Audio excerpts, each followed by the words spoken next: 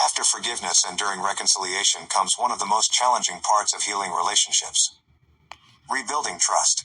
You need to know that rebuilding trust takes time, often more than we expect or want to give. Remember our key truth? Forgiveness depends on me, and reconciliation depends on us. Well, here's a third element. Trust takes time. This third element is crucial. Just look at Jacob and Esau's story after their emotional reunion. Esau said, "Let us journey on our way, and I will go ahead of you." But Jacob said to him, "My Lord knows that the children are frail. If they are driven hard for one day, all the flocks will die. Let my Lord pass on ahead of his servant, and I will lead on slowly, until I come to my Lord in Seir."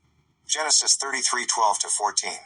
Even after their tearful embrace, Jacob may not have been ready to fully trust Esau.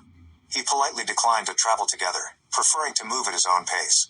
This wasn't a lack of forgiveness. Jacob had already forgiven Esau. It wasn't a rejection of reconciliation. They had just reconciled. What if Jacob showed us wisdom and patience with trust? I experienced this firsthand after writing that apology letter to my ex-girlfriend. Her response left me gutted and ashamed. I knew I was wrong and lacked integrity, so I dedicated myself to a new pattern. I committed to not speaking one unkind word about her.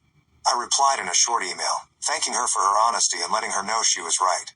Months passed as I charted a different path marked by integrity and compassion. Eventually, I found an envelope on my car's windshield containing a very different letter from my ex-girlfriend. She apologized for the harshness in her email and noted that she'd seen a significant change in me. Even after this exchange of forgiveness, we didn't immediately become close friends. We went on to date and marry other people, but we maintained a cordial friendship, and I was able to encourage her family later. The trust had to be rebuilt slowly through consistent changes over time. Here's what I've learned about rebuilding trust. Trust is earned, not demanded. Trust grows slowly but can be lost instantly. Trust requires consistent evidence of change. Trust honors wisdom and boundaries. Trust isn't the same as forgiveness. This pattern appears throughout Scripture. In Acts 13, John Mark abandoned Paul and Barnabas during their first missionary journey. At the end of Acts 15, Paul refused to take John Mark on their second journey. Years later, near the end of his life, he requested John Mark come to him because he is useful to me in the ministry. Trust was rebuilt, but it took time. Don't rush the process of rebuilding trust. If someone pressures you to trust them immediately after apologizing, they might not understand how trust works. Real change takes time to prove itself. As Galatians 6:9 reminds us, let us not grow weary of doing good, for in due season we will reap if we do not give up. Tomorrow, I'll share practical ways to determine whether someone is trustworthy and ready for reconciliation. But today, ponder this.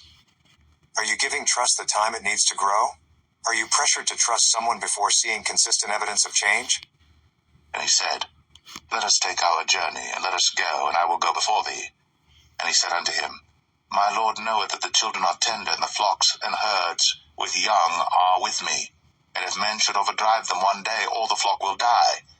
Let my Lord, I pray thee, pass over before his servant, and I will lead on softly, according as the cattle that goeth before me, and the children be able to endure, until I come unto my Lord unto Seir. And Esau said, Let me now leave with thee some of the folk that are with me. And he said, What needeth it? Let me find grace in the sight of my Lord. So Esau returned that day on his way unto Seir. And Jacob journeyed to Succoth, and built him an house, and made booths for his cattle. Therefore the name of the place is called Succoth. And let us not be weary in well-doing, for in due season we shall reap if we faint not.